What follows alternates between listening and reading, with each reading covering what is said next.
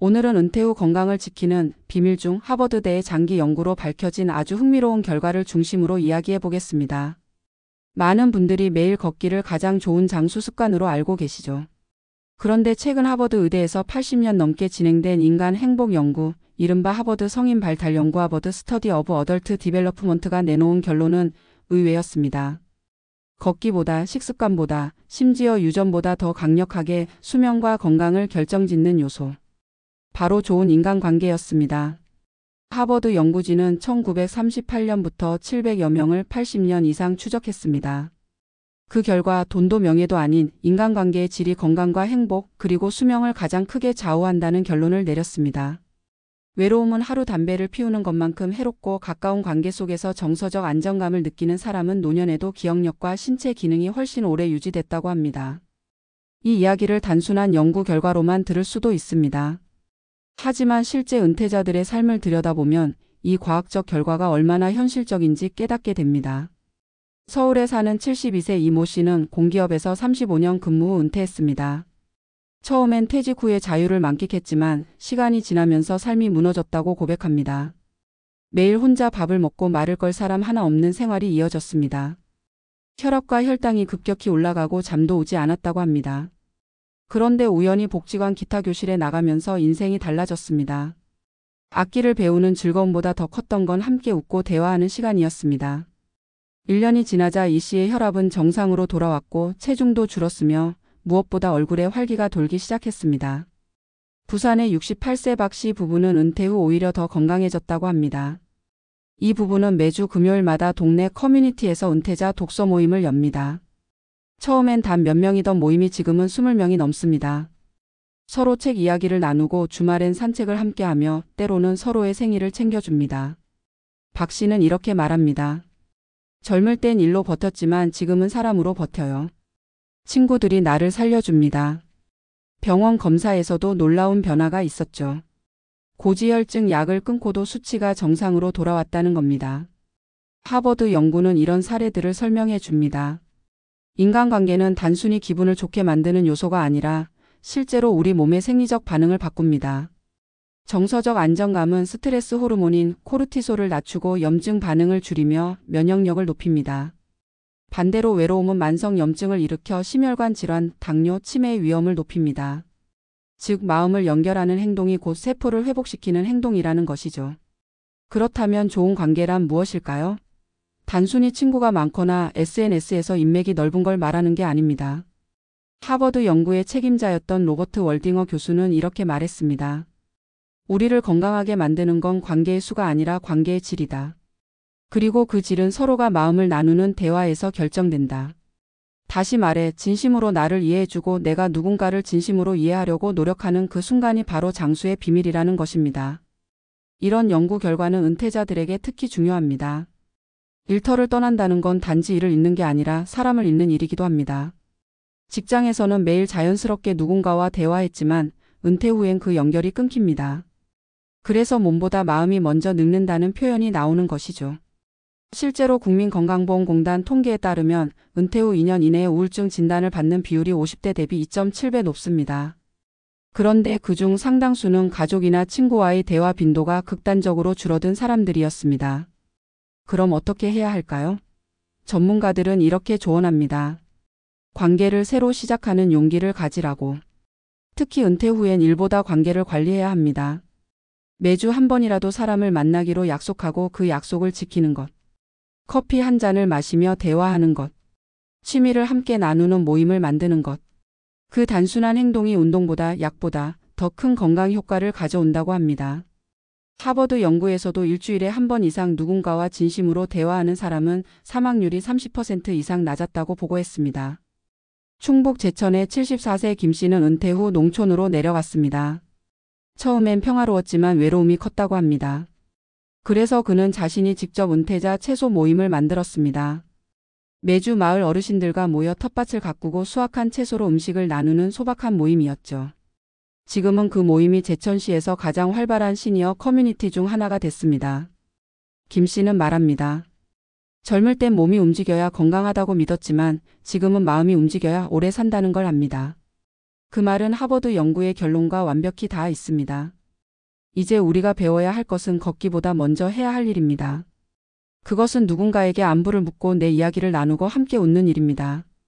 인간관계는 에너지의 교환이고 그 에너지는 생명력을 키웁니다. 아무리 잘 먹고 매일 운동해도 마음이 닫혀 있으면 몸은 따라가지 않습니다. 반대로 관계 속에서 웃음이 생기면 면역세포는 활성화되고 심박수는 안정되고 세포의 노화 속도가 실제로 늦춰집니다. 과학은 이제 마음의 따뜻함이 수명에 미치는 힘을 증명하고 있습니다. 이제 묻고 싶습니다. 오늘 하루 당신은 누구와 마음을 나누셨나요? 은퇴 후 젊음을 되찾는 가장 쉬운 길은 멀리 있지 않습니다. 아침에 이웃에게 인사를 건네고 오후엔 친구에게 전화를 걸고 저녁엔 가족과 함께 식탁에 앉는 것. 그 단순한 행동이 바로 걷기보다 강력한 장수 습관입니다. 하버드 연구가 밝혀낸 그 한 가지 행동, 그것은 결국 사람을 향하는 마음이었습니다. 그리고 그 마음이 당신의 세포를, 당신의 삶을, 그리고 당신의 내일을 젊게 만들 것입니다. 하버드대 인간발달연구는 세계에서 가장 오래된 인간행동 연구 중 하나입니다. 1938년부터 시작해 80년이 넘는 세월 동안 수백 명의 삶을 추적하며 그들의 건강, 행복, 관계, 습관을 관찰했습니다. 그 결과는 명확했습니다. 장수의 비결은 운동량도 식단도 유전도 아니었습니다. 그것은 관계의 질이었습니다. 따뜻한 관계 속에 사는 사람들은 몸이 천천히 늙었고 외로운 사람들은 훨씬 빨리 쇠약해졌습니다. 연구 책임자 로버트 월딩어 교수는 좋은 인간관계가 건강과 행복의 열쇠다. 외로움은 흡연보다 더 위험하다고 말했습니다.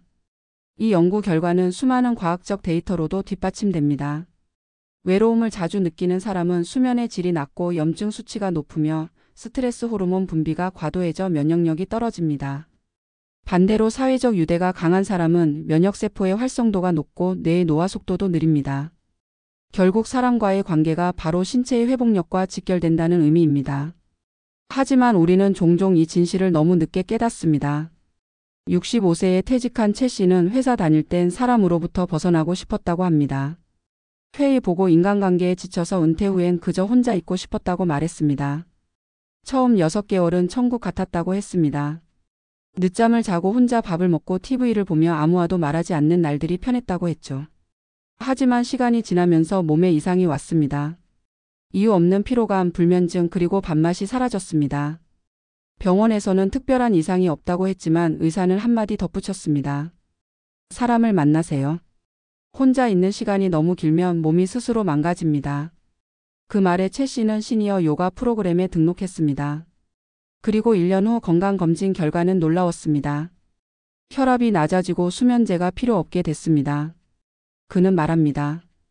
요가가 몸을 바꾼 게 아니라 사람들과 웃는 시간이 나를 바꿨습니다. 비슷한 경험은 경기도 용인의 70대 여성 이 씨에게서도 찾아볼 수 있습니다. 남편의 퇴직 후 두 사람은 하루 종일 집에 머물렀습니다. 대화는 점점 줄었고 서로의 표정에 짜증이 늘었습니다. 건강검진에서 고혈압과 당뇨가 동시에 나타났을 때 의사는 스트레스가 원인이라고 했습니다. 이 씨는 우연히 동네 복지관 합창단 모집 공고를 보고 지원했습니다. 처음엔 노래를 부를 용기도 없었다고 합니다. 그런데 매주 연습하며 새로운 친구들을 만나자 삶이 변했습니다.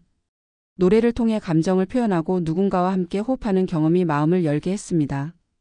몇 달 뒤 혈당은 정상으로 돌아왔고 약을 줄일 수 있었습니다. 그녀는 이렇게 말합니다. 병은 혼자 있을 때 잘하고 사람과 함께할 때 줄어듭니다. 의학적으로도 이러한 변화는 충분히 설명 가능합니다. 감정적 유대는 신체의 면역 반응을 강화시키며 옥시토신이라는 호르몬을 분비하게 만듭니다. 옥시토신은 스트레스를 완화하고 혈압을 안정시키며 노화 관련 염증을 억제합니다. 반면 고립된 생활은 스트레스 호르몬인 코르티솔을 높여 혈관 수축과 염증 반응을 촉진합니다. 즉 외로움은 세포 단위의 노화를 가속화합니다. 많은 은퇴자들이 은퇴 후 갑자기 병이 생겼다고 느끼는 이유가 여기에 있습니다. 그동안 회사라는 사회적 연결망이 면역력을 유지하는 보이지 않는 방어막이 되어주고 있었던 것이죠. 이제 우리는 건강의 정의를 다시 생각해야 합니다. 건강이란 단순히 병이 없는 상태가 아니라 삶이 연결되어 있는 상태입니다. 미국 예일대 연구에 따르면 사회적 관계가 활발한 사람은 그렇지 않은 사람보다 평균 수명이 7년 길다고 합니다. 또 친구와 정기적으로 만나는 노인은 기억력 저하 속도가 2배 느렸다는 결과도 있습니다. 흥미로운 것은 관계의 대상이 꼭 가족이나 오랜 친구일 필요는 없다는 점입니다. 이웃, 동호회 사람들, 가끔 마주치는 시장의 상인이라도 따뜻한 인사와 대화가 반복되면 뇌는 나는 연결되어 있다고 인식합니다. 그 인식이 바로 회복력의 핵심입니다. 은퇴 후의 삶은 관계가 사라지는 시기이기도 하지만 동시에 관계를 새로 짓는 시기이기도 합니다. 직장에서의 인간관계는 역할에 묶여 있었지만 은퇴 후의 관계는 진심으로 선택한 관계입니다.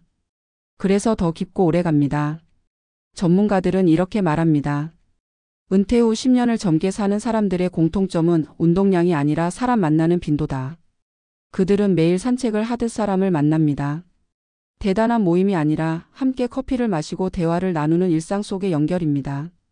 하버드 연구에서도 매주 최소 한 번 진심 어린 대화를 나누는 사람은 그렇지 않은 사람보다 사망 위험이 30% 낮았습니다. 전남 순천의 73세 정 씨는 퇴직 후 귀촌했습니다. 도시의 소음 대신 산과 들로 둘러싸인 조용한 삶을 원했습니다. 그러나 1년이 지나자 그는 극심한 무기력감에 시달렸습니다. 하루 종일 말을 하지 않아 목소리도 약해졌다고 합니다. 그러다 우연히 마을 회관에서 열리는 농사교실에 참여하면서 변했습니다. 옆자리 어르신과 함께 밭을 일구고 수확물을 나누며 자연스럽게 대화가 이어졌습니다. 웃음이 늘자 몸이 다시 움직이기 시작했고 그 후로는 감기 한 번 걸리지 않았다고 합니다. 그는 이렇게 말했습니다. 젊어지는 건 운동이 아니라 웃음입니다. 사람과 함께 웃을 때 세포가 깨어납니다. 이렇듯 걷기보다 영양제보다 운동보다 중요한 것은 마음의 교류입니다. 관계는 운동처럼 노력과 꾸준함을 필요로 합니다. 먼저 인사하고 먼저 연락하고 먼저 마음을 여는 것. 그것이 은퇴 후 건강을 지키는 최고의 루틴입니다. 관계는 스스로 찾아야 합니다. 기다리면 아무 일도 일어나지 않습니다. 그러나 단 한 번의 대화가 삶의 방향을 바꿉니다. 은퇴 후 건강을 잃지 않는 사람들은 공통적으로 관계를 생활 습관으로 만든 사람들입니다. 하버드 연구의 결론은 결국 하나의 문장으로 요약됩니다.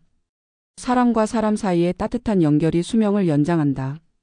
이 단순한 진실을 지키는 것이 쉽지는 않습니다.